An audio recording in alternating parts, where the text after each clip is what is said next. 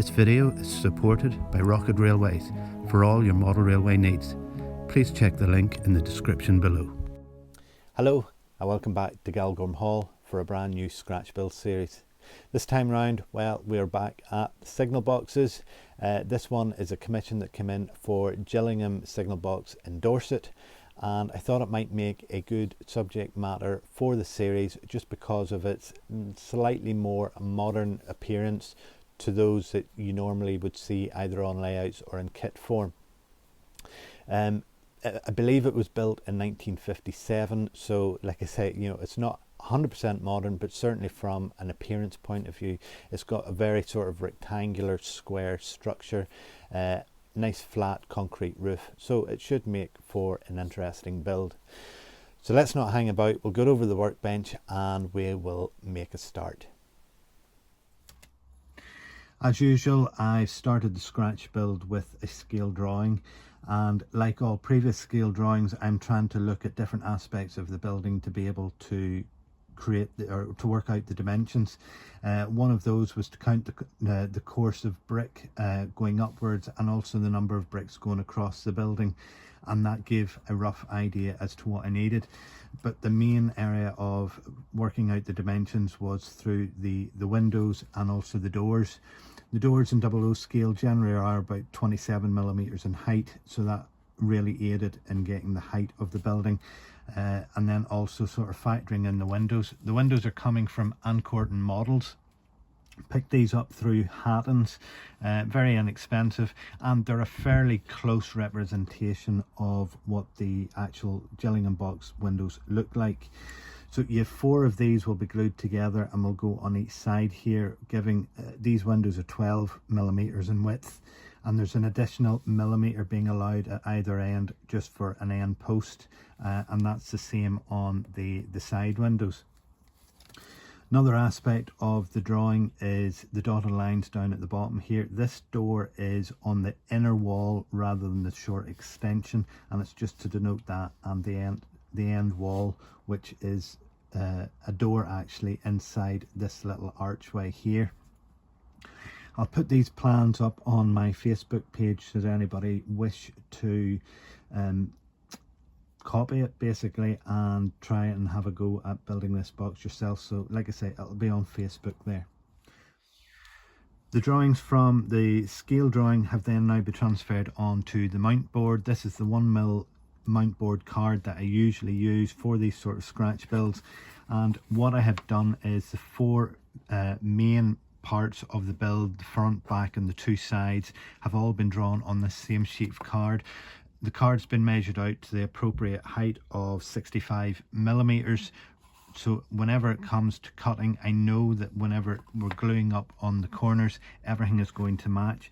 And also by doing that, we can make sure we can do the cuts for each of the windows along the top, and again, everything's going to match in perfectly. Same goes for the smaller one. This is just for the little extension out the back, and then I've added an extra bit on here which will do be used for bracing to stop the thing bowing in. So the first thing to do then is to get this entire structure cut out and prepped ready for gluing together. So let's make a start in that.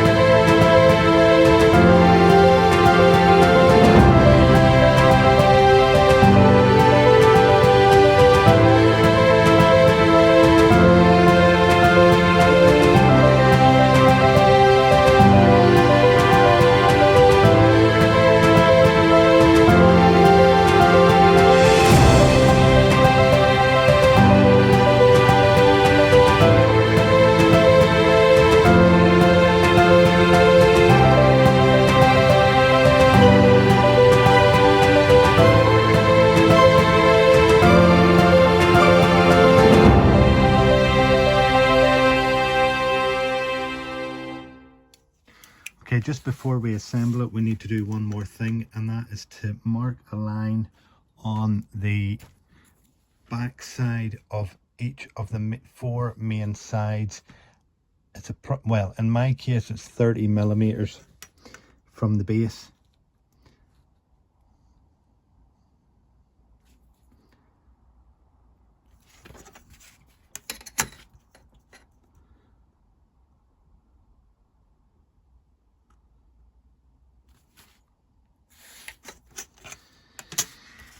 And what that line is going to do is to allow us to glue a little strip of card just on the underside of that line on each of the 4 main pieces, and that will allow us to set our floor in. It'll stop it slipping down through whenever we get to that stage.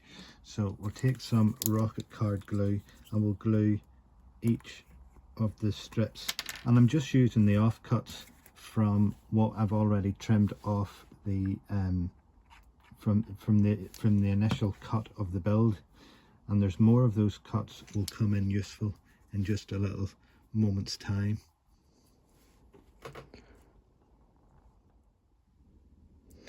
And that's the last one in now. Now these don't have to be the full length of the walls.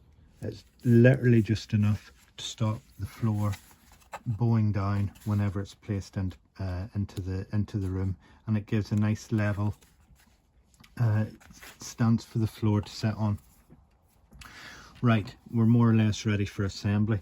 Now what I have done is, in terms of the dimensions of the building, the front of it overall is 114 millimeters in length.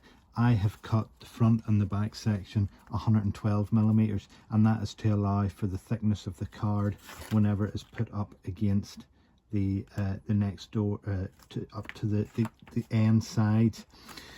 So that means that this that's the back. Let's take the front one. This one here needs to rest against that one. If I do it again forward of the side wall, it will mean that this area is far too short for all the windows, and the side windows will have a gap in them. So I need to make sure that they're glued in the correct place, and that's this way here. So we will run a little drop of rocket card glue down this side here.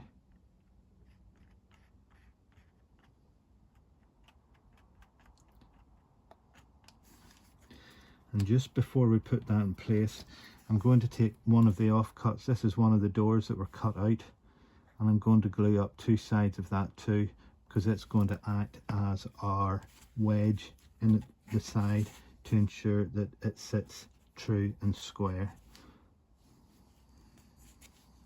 So we'll glue this, we'll put the edge on first, and I'm just eyeballing whether I've got it flush with the edge here, and then I'll check it with my thumbs. And the same on the back or on the top. And once I'm happy, it's already beginning to stand just on its own from the rocket card glue going off so quick.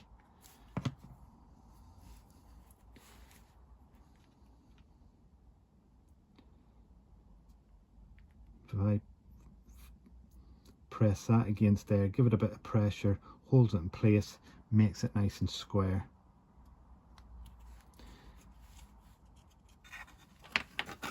And then I can repeat that same process for the other three corners to be joined onto place.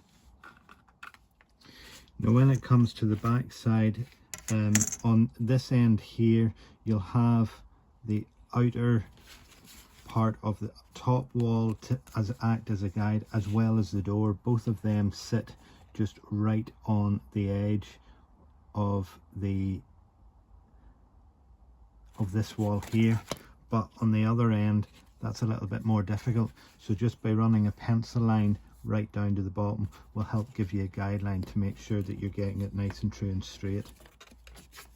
So I think I'll start with the easy end first. There's more to guide me in there. Now the final one's a little tricky, so we'll have to run the glue onto the base there and bring it down onto it.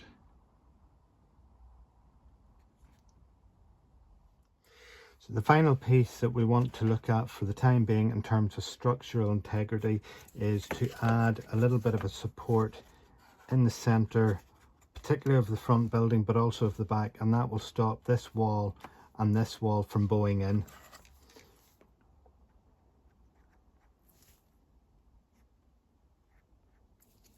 Now in terms of the one that I'm just placing in now, I have purposely made it quite short. I don't want it coming up anywhere close to where the floor will be, which will become clear later on whenever we get to that stage of the build of installing the floor.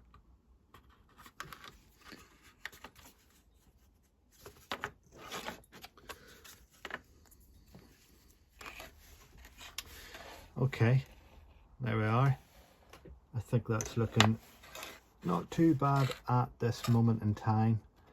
So there's more to go on this. One other aspect I want to look at is the little internal door here, and we'll take a quick look at that now. Okay, sometimes you have to think on the hoof, and in examining this I've discovered a little bit of an issue with regards to where I've drawn these doors. Now, looking at the plans, everything seems okay, but what the problem comes is that we've got this little sort of recess shape in here, and what I actually want is for this wall to be flush with this side of the door here.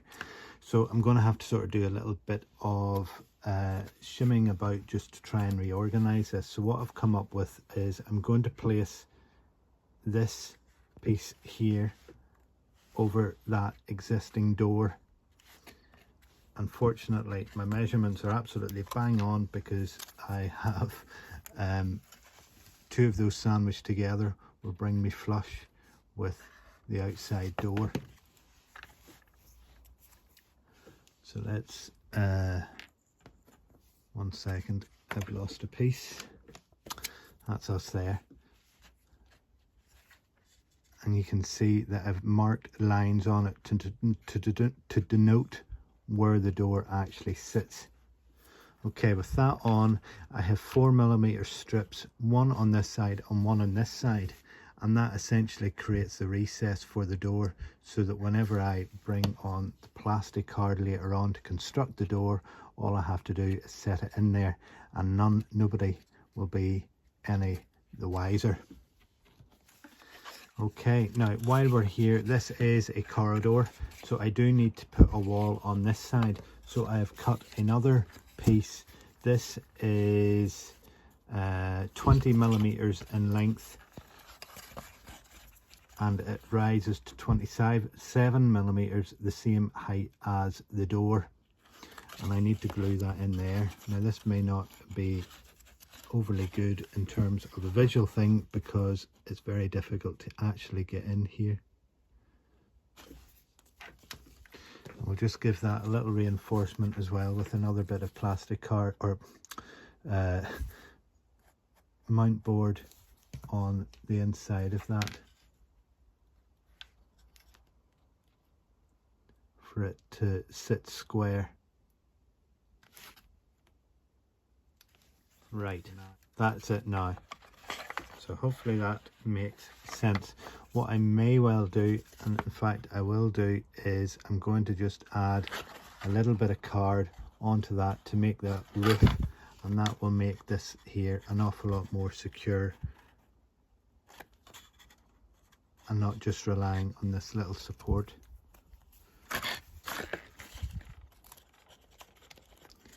And there's a bit there that will do just the job.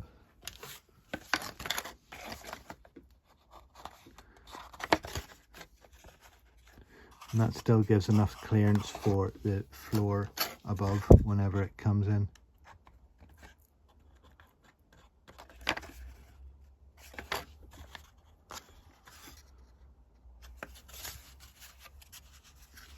Okay, good job.